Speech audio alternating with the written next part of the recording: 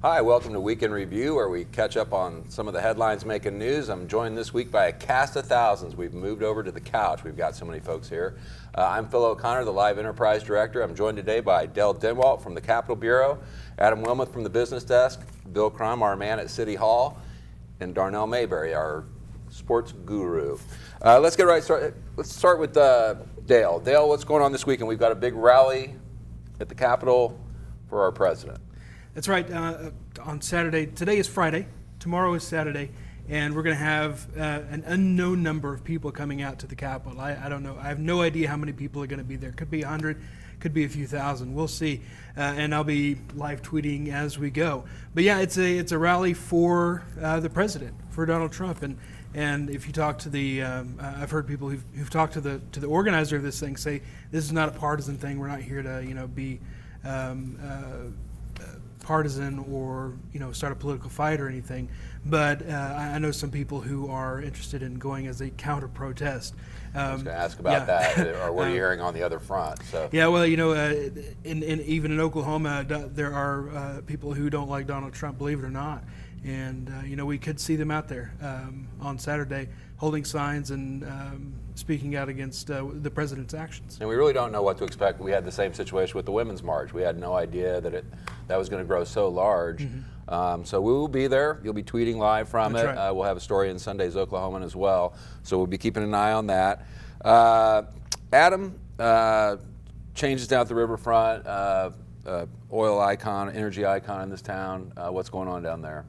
Well, the group at the Oklahoma City Boathouse Foundation, they are naming the Whitewater Boathouse in honor of Aubrey McClendon, who died a year ago yesterday.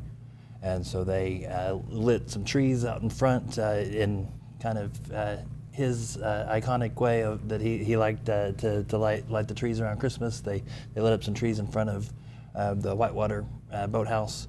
And then they're working on renaming the building after him, putting an exhibit inside on kind of his vision for downtown and really the whole boathouse and talk river. About that. I mean, one of the reasons they're honoring him is that he's considered sort of a visionary in the riverfront development area, right? Absolutely. I mean, that was the river was a dry gully for decades. I had to mow it twice a year.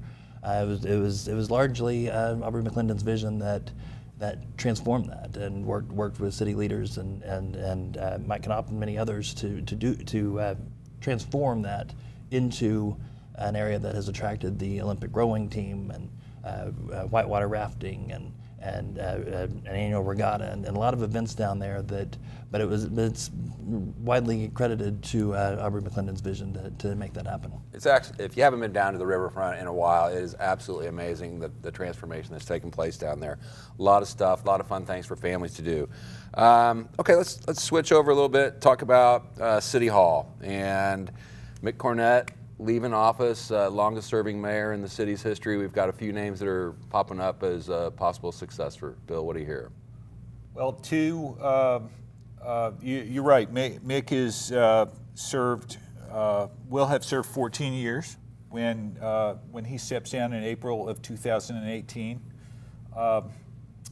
He's the longest serving mayor in Oklahoma City history. He's currently the president of the U.S. Conference of Mayors. He has and also serves on a federal transportation board or federal transportation agency panel that is looking at transportation options of the future, and he's big on autonomous vehicles. So he's well known nationally, and of course incredibly well known here.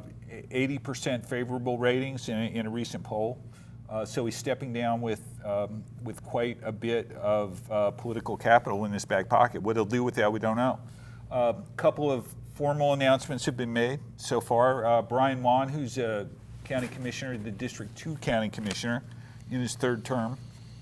Which would be south side of the... Actually, I talked to him about that the other day. It's kind of a horseshoe shape. It runs around, it begins kind of up in Bethany and runs around through the suburban areas, west and then south and then back up to Choctaw. So it's an interesting, politically interesting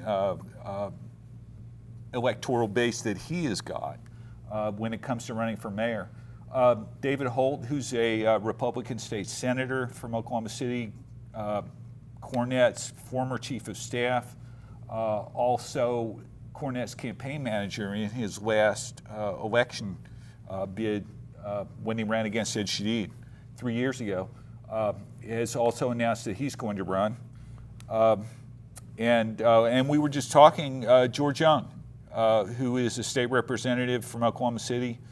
His name has been tossed around a little bit, no formal announcement yet. And we'll be finding out more from him.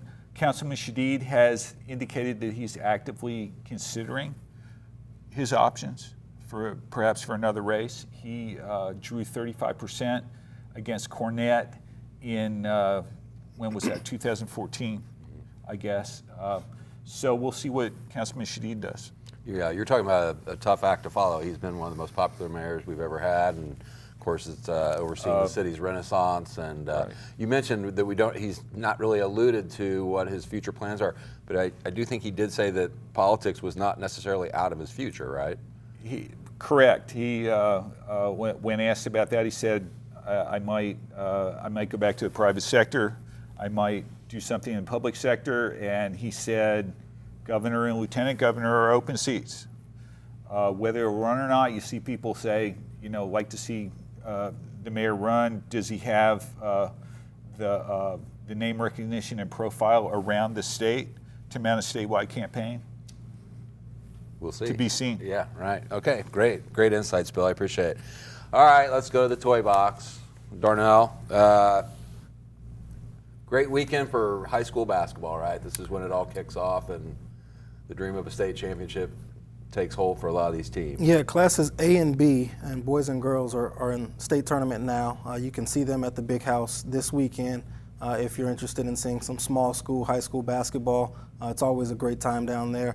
And then the bigger schools, classes 6A through 2A start next week. They're in area tournaments this weekend, and they'll be in the state tournament next weekend starting Thursday night. So it's a great time to see high school basketball. Any small schools, power stories that we want to know about, or anything we should be keeping an eye on? Not that I know of, Phil. Or how about the big, of course, Norman North, right? And Trey Young. Trey well, Young, I'm guessing obviously they got to the be OU Sooners recruit.